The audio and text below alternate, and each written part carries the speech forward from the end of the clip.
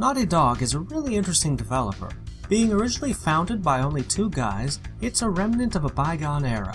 Yet it's one of the premier third-party developers for Sony consoles. Prior to Crash Bandicoot, pretty much every single game they developed could be summarized as meh, and every single game after it was a resounding success. And now they have one of the best track records in the industry. Even though it's obvious that some very key people joined the company for development of Crash Bandicoot, as the leap in quality was astounding, there's still an omnipresent Naughty Dog vibe to be found in their earlier titles. Before Andy Gavin and Jason Rubin left the company, the one thing that all their games had in common was a whimsical and light-hearted sense of humor. So even without knowing the duo personally, you kinda get to know what they're like. It certainly looks like that even as the company grew and became a big deal in the late 90s, they still retained their core values and style. That kind of integrity is rarely seen in the gaming industry, especially when you consider how big of a deal Crash Bandicoot was financially. Whereas developers like Troika and Looking Glass were known for their originality, while perhaps not having the most polished or balanced games in Troika's case, Naughty Dog's signature has become extremely polished and well-programmed games that tend to play it safe by following trends and what sells at the time. But were they always like that? Let's take a quick look back at what kind of games Naughty Dog was churning out back when they only had 2 employees, and see what has changed and what has remained the same over the years. The first game they ever released was called Math Jam, but I've never been able to find a download of it.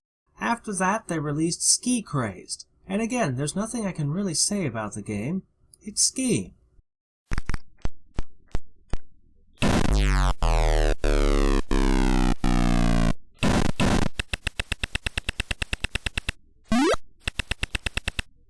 In '87, they released Dream Zone for Apple II, Amiga, and Atari ST, and it was far more ambitious than their previous titles. It's a parser-based adventure game, and it has quite impressive-looking graphics given the release date and the fact that it was developed by 2 high schoolers, even if the screens are static and don't feature any animated characters. The game starts in a house that's presumably the childhood home of either Andy or Jason. You do some mundane tasks and go to bed, when suddenly the graphics go from black and white to color in a Wizard of Oz-like manner, and you find yourself in the dream world. There really isn't much of a story here. You go around exploring the dream until you find a way to return to the real world. What's cool about this game is seeing the imagination of young Andy and Jason as you come across floating castles, talking rats, and a shady dealer who won't sell you a fake ID before you get an official government permit for purchasing one. And like I said, the graphics are quite good. You don't control a character on the screen like in contemporary Sierra games, so the graphics are more detailed, and you'll find animated objects like swaying paper piles, shooting stars, and air bubbles under the water from almost every screen in the game. What I don't like is the gameplay. You've got a 10-item limit, so sometimes you'll have to drop down items to pick up things you need. There are dead ends, and even a bug that I found. And the puzzles seem nonsensical and not well designed. The biggest offender being the one that fills literally over a quarter of the game time with tedious busy work. Remember the permit I mentioned? Well, you have to navigate a huge office complex filled with bureaucrats to get one. It's neither challenging nor fun. All you do is run from floor to floor as one guy tells you to get form 22Z13I from room S2R-A, only for you to find out that he also wants another form, and so on. Dream Zone is not a good adventure game, but it's certainly unique, and given the standards of the time, a quite impressive showcase of the technical skills of Andy and Jason. If you decide to give this game a try without a walkthrough, remember to find yourself an online version of the map that was supplied with the game, as it's crucial for finding a few places in the game. In 1989, Jason and Andy renamed their company from Jam Software to Naughty Dog and released Keith the Thief, their last computer game. The story behind Keith is quite peculiar.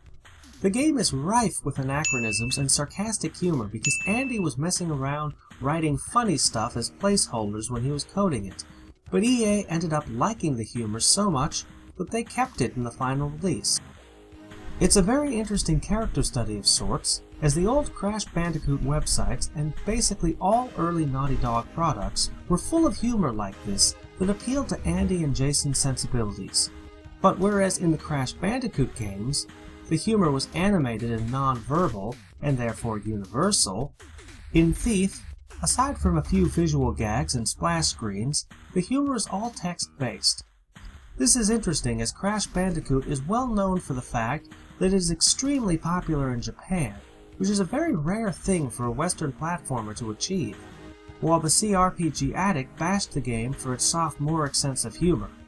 And yes, I know how silly it is to compare one blogger's opinions to those of an entire nation. Anyhow, the game itself is a mixed bag, just like Dream Zone. Let's start with the story. You are Keith, a thief that was banished by his tribe to the nearest jungle for failing at everything and being hated by the entire village. There aren't many RPGs where the protagonist is a laughingstock of the village and has to go around stealing loot from other people's homes. Not very heroic. There's a lot of silliness and humor in the game, but it is an attempt to build a kind of lore. It's weird to think that a Naughty Dog game would have as much text and reading as this one does. I could never get into the gameplay, which is why I haven't played the game very far. It's an adventure RPG hybrid, released the same year as the first Quest for Glory, but far less elegant. The real-time combat consists of just rapidly clicking a narrow screen to hit your enemies. There's magic mixing like in Ultima, but I've never really been a fan of that.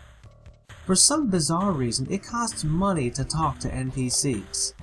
I guess that's a way of balancing the game as you're a thief. Graphically, the game is surprisingly good, though I think that the Neuromancer game was released a year earlier looked a bit better. As an interesting side note, I've got to point out that Andy stated in the game's box art that his career goal is to become a genetic engineer so he can reshape the human race in his own image, which should sound familiar to anyone who's played Crash Bandicoot 3. Next on the list is Rings of Power, Naughty Dog's first foray into the world of console development, which is mostly famous for its naked code.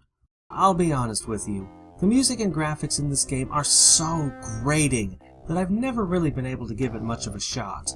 It is very open-ended and non-linear, like a CRPG.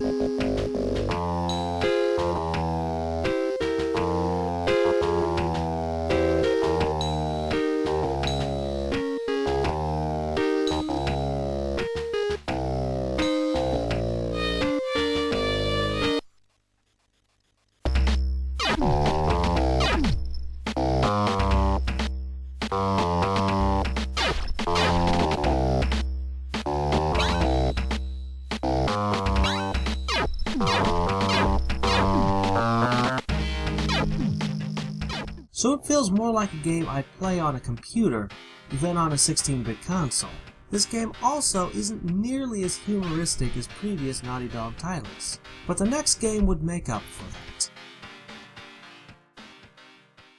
The final game Naughty Dog developed before making Crash Bandicoot was Way of the Warrior, a 3DO exclusive Mortal Kombat clone that's so corny that it puts Kasumi Ninja to shame. Hearken ye, for I tell a tale known to precious few, and extend a challenge to compete with the greatest warriors the world has ever known. The victor will gain entrance in the Book of Warriors, and his name will be law for centuries to come.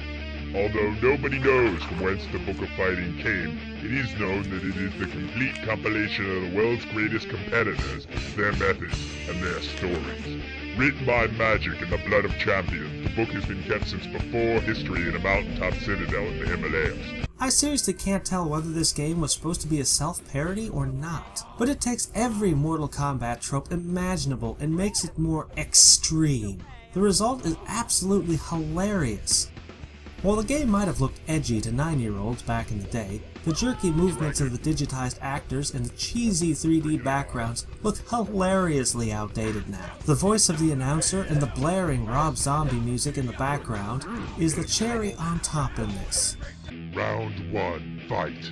Because they were still working with very limited budgets and staff, the characters in the game are actually played by Jason and some of his friends, some of whom are now notable scientists. End it.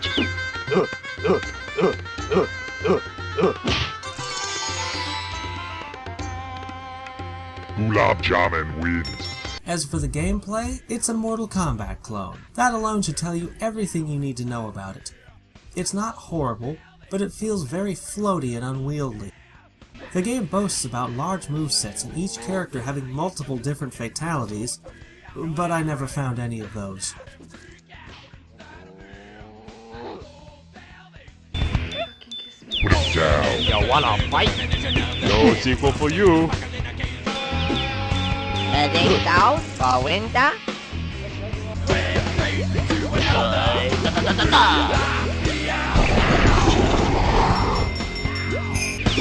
Cut and print. Ho ho ho.